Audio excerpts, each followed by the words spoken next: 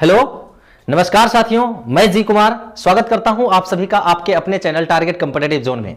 आज है daily dose 41 और यह है बौद्ध धर्म का पार्ट 2। मैंने कल डेली डोज 40 में बौद्ध धर्म का पार्ट 1 पढ़ाया था।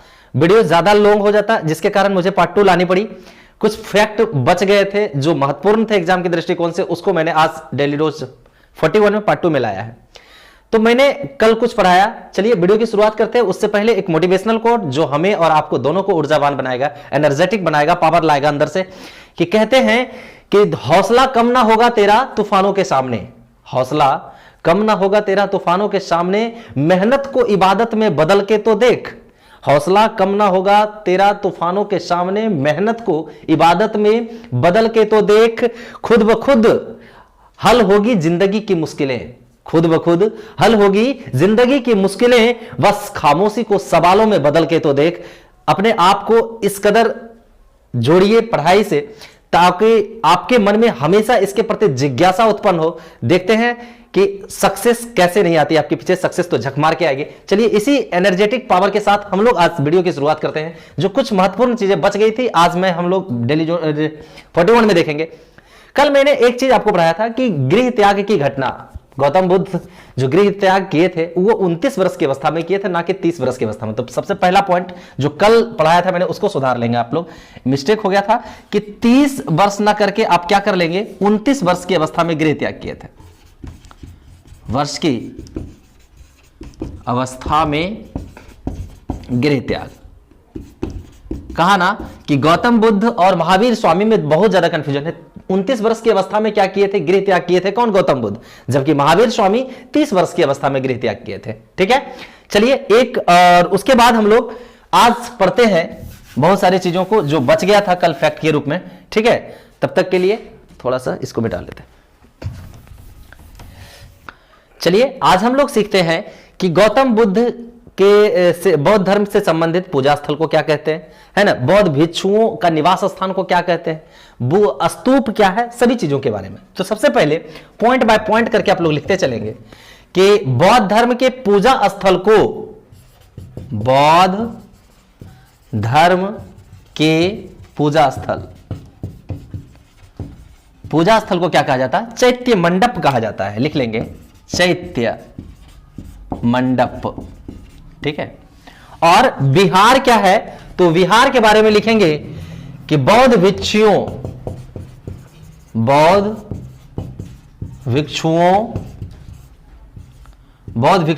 के निवास स्थान को क्या कहते हैं, विहार कहते हैं। और इसी कालांतर में विहार जो है आपका बिहार नाम पड़ा है। हमारे बिहार एक जो राज्य है, बिहार का नाम भारत का एक स्टेट इसी बिहार के कारण पड़ा, क्योंकि उस समय जो है प्राचीन काल में बौद्ध धर्म के समय में कि बिहार जो है बौद्ध धर्म का प्रमुख केंद्र था। यहां के पाल, बंगाल और बिहार दोनों मिलाकर जो था, पाल वंशीय शासक ने बौद्ध धर्म के प्रचार पे बहुत सारा जोर दिया, है ना। मगध जो आपका जो प्रमुख केंद्र माना जाता है, वहां का नालंदा विश्वविद्यालय, आपका विक्रमशिला विश्वविद्यालय इधर भागलपुर के आसपास, तो इन सभी एरियाओं में बौद्ध धर्म उस समय बहुत ज्यादा मात्रा में थे। तो यहां जो बौद्ध भिक्षु थे जो निवास करते थे, तो उनके निवास स्थान को क्या कहा जाता है, विहार कहा जाता था। ठीक है, उसके बाद जब भगवान बुद्ध की मृत्यु हो गई, बुद्ध की मृत्यु के पश्चात कई सारे जगहों पे क्या किया गया, कई सारे जगहों पे स्तूप का निर्माण किया गया। इनके भवनावशेषों को, कई सारे पार्ट्स जो है गौतम बुद्ध के अलग अलग जगहों पे रखा गया और उन पर जो है क्या किया गया, अवशेष पे, बुद्ध की मृत्यु के पश्चात उनके अवशेष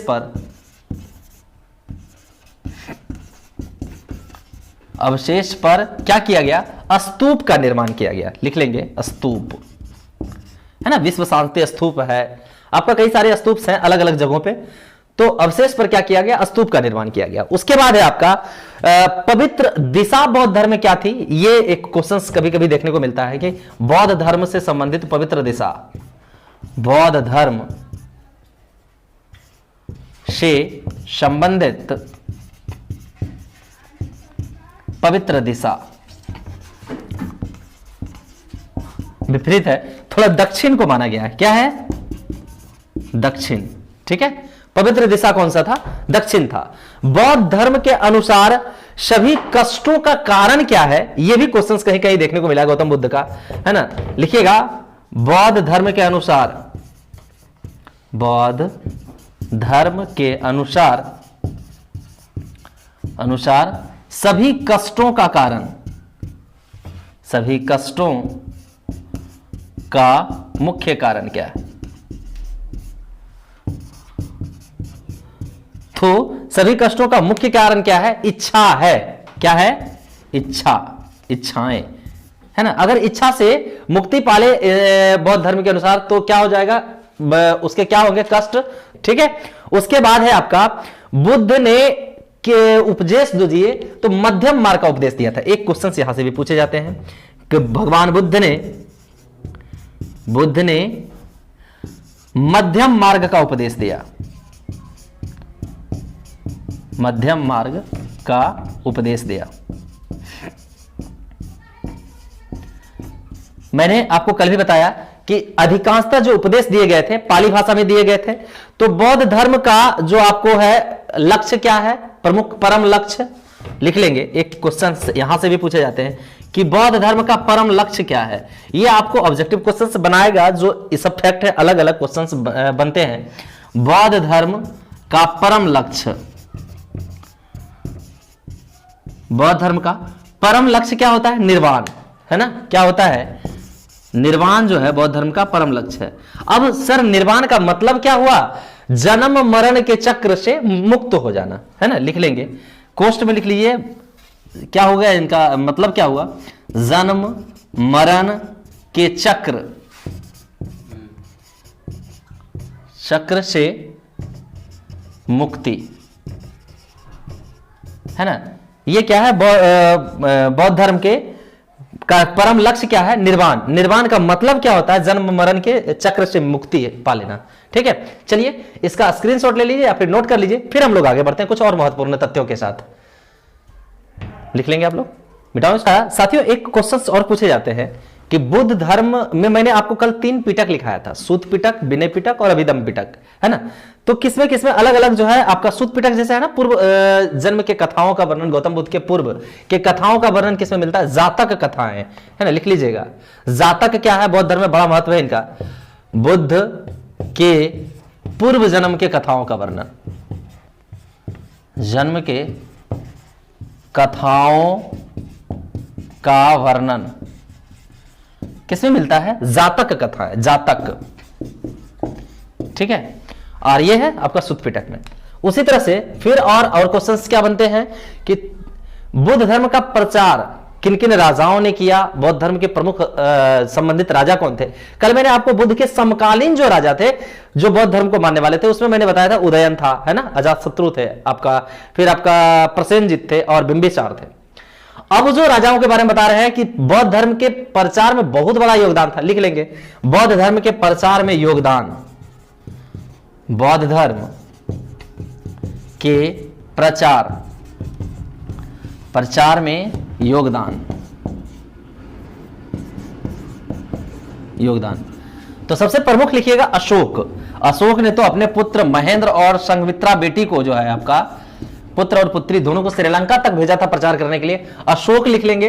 अशोक के बाद आप लिखेंगे, आप अशोक के बाद लिख लीजिए कनिष्क मिनांडर, है ना, कनिष्क मिनांडर, है ना, कनिष्क लिख लेंगे, मिनांडर लिख लेंगे, हर्षवर्धन लिख लीजिए,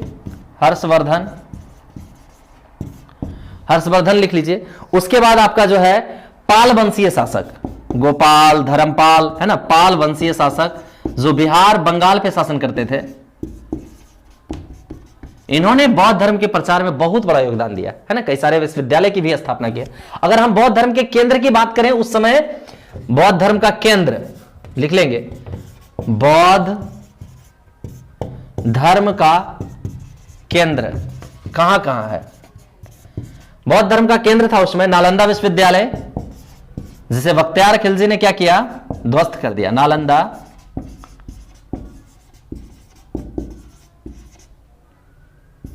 नालंदा विश्वविद्यालय लिख लेंगे। विक्रमशिला विश्वविद्यालय लिख लेंगे, विक्रमशिला विश्वविद्यालय, ठीक है, विक्रमशिला विश्वविद्यालय लेंगे। तो आपका ये जो था प्रमुख केंद्र था उस समय, है ना। विक्रमशिला विश्वविद्यालय अगर बात करें तो यहां पाल वंशीय शासक ने स्थापना किया, गुप्त वंशीय शासक ने नालंदा विश्वविद्यालय की स्थापना कुमारगुप्त ने किया, ठीक है। तो इन सबों का से बौद्ध धर्म का केंद्र था उस समय। चलिए उसके बाद अगर हम बात करें बौद्ध धर्म से रिलेटेड कि जो पंचशील सिद्धांत भगवान बुद्ध ने दिया था, उनका वर्णन किसमें मिलता है, लिख लीजिएगा। बुद्ध के पंचशील सिद्धांत का वर्णन किसमें मिलता है, छांदोग्य उपनिषद लिख लेंगे, छांदोग्य उपनिषद में मिलता है। किसमें, छांदोग्य उपनिषद में मिलता है बुद्ध के पंचशील सिद्धांतों का वर्णन, ठीक है। उसके बाद हम लोग अब आगे बात करते हैं बौद्ध संगीतियां के बारे में, है ना। फिर हम लोग बात करेंगे बौद्ध संगीतियां के बाद बौद्ध धर्म की स्थिति रही। चलिए इतना पहले आप लोग नोट कर लेंगे, क्योंकि संगीतियां एक में हटेगा, मैं पूरे कॉलम के साथ एक साथ पढ़ा दूंगा उसको, ठीक है। लिख लीजिए, इसको नोट कर लेंगे, उसके बाद मिटाते हैं हम। गुड साथियों, हम लोग देखते हैं बौद्ध संगीतियां के बारे में। मैंने कॉलम बना लिया है कि प्रथम बौद्ध संगीति, द्वितीय बौद्ध संगीति, तृतीय बौद्ध संगीति, चतुर्थ बौद्ध संगीति। ये इसमें हम लिखाएंगे आपको समय, है ना, कि कब हुआ था, प्रथम बौद्ध संगीति कब हुआ, द्वितीय बौद्ध संगीति कब हुआ। एक साथ इससे होगा क्या कि आपको कॉलम मिल जाएगा। टोटल बौद्ध संगीतियां कितने हुए थे, 4 हुए थे, ठीक है। और उसमें आपका जो है समय कौन सा था, मतलब कब हुआ था, फिर स्थान मतलब कहां कहां संगीतियां हुआ था, अध्यक्ष मतलब उस संगीतिया की अध्यक्षता किसने की थी, और शासक मतलब उस समय तत्कालीन शासक कौन थे, मतलब किस शासक ने इसको करवाया था, ठीक है। वैसे आपके फायदे के लिए मैं बता दूं कि ट्रिक के साथ मैं ये पूरा बौद्ध संगीतियां एक और जैन संगीतियां एक डेली डोज में लाया है, डेली डोज 7 में जाके सर्च कर लीजिएगा टारगेट कॉम्पिटिटिव जोन में, डेली डोज 7, ठीक है, आपको मिल जाएगा डेली डोज 7। आप 7 में जाके सर्च कर लेंगे, आपको पूरा ट्रिक मिलेगा इस पे, है ना, बौद्ध संगीतिया पे और जैन संगीतिया पे, दोनों को एक साथ मैंने ट्रिक पे बताया। यहां पे केवल आपको एक सिलेबस में आपका आया, इसलिए मैं इसको बता रहा हूं। चलिए स्टार्ट करते हैं। तो प्रथम जो बौद्ध संगीति हुई थी आपका 483 बीसी में हुआ था, ठीक है, 483 बीसी में हुआ था प्रथम बौद्ध संगीति।